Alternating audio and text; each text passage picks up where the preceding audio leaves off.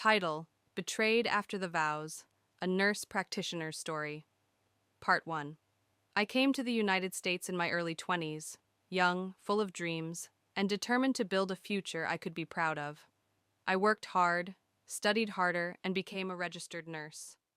But that wasn't the end. I pushed further, got my BSN, and then my nurse practitioner degree. A journey filled with sleepless nights and sacrifice. Now in my late 30s, I have built a life, financially stable, well respected in my field. But when it comes to love, it's been stormy waters. Every relationship, whether here in the US or back home in Nigeria, has always been the same puzzle. Do they love me, or do they love what I've become? They say when you rise, your success becomes both a blessing and a curse, and I felt it deeply. Here in the States, I met men, some African, living undocumented, looking for love or a way out.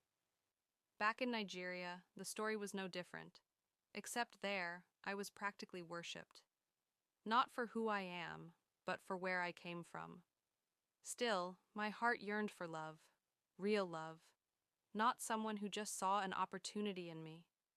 I found myself torn between two men, one here in America, undocumented, another back home in Nigeria. I weighed my options, and in the end, I chose the man here. Let's call him K. I told myself, if love is real, then helping someone get on their feet isn't a big deal, right? So we started dating seriously. He seemed genuine, convincing, too convincing.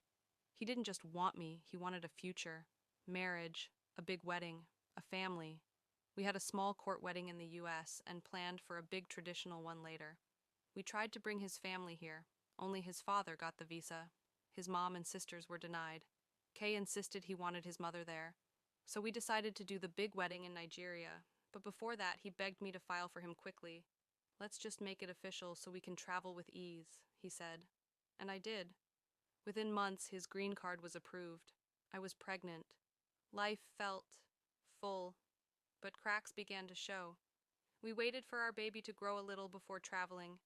Meanwhile, Kay insisted his father come visit to avoid the visa expiring. I agreed. Why not? Family is important. But then, something shifted. His father never left, and neither did Kay's secrets. As the months passed, I started connecting the dots. That big wedding? It was a mirage, a tool, a trap. He got his green card. His father got in. Then when my child turned 1, Kay vanished. No warning, no trace, just gone. I later found out he'd relocated to another state, and then the truth unraveled. He was already married. Yes, married. He used me to gain legal status, then brought in his real wife and kids, under the guise of a vacation. A vacation. And since he was now a permanent resident, bringing them in was easy. His entire family lied to me. They kept up the act, his parents, siblings, every single one of them, smiling in my face, calling me daughter-in-law, while hiding his real life. And there's more. All through this time, I had been sending money to Nigeria.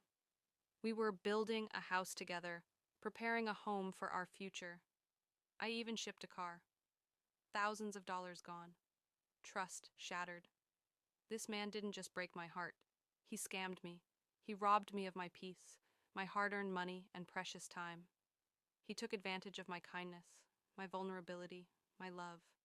And the worst part? He left a child behind, a son who will one day ask about his father. How do I recover what he's stolen? Not just the money, but my dignity? This is just part 1. The rest? You'll want to sit for part 2. Because in life, betrayal may sting, but justice has a way of showing up, loud and clear.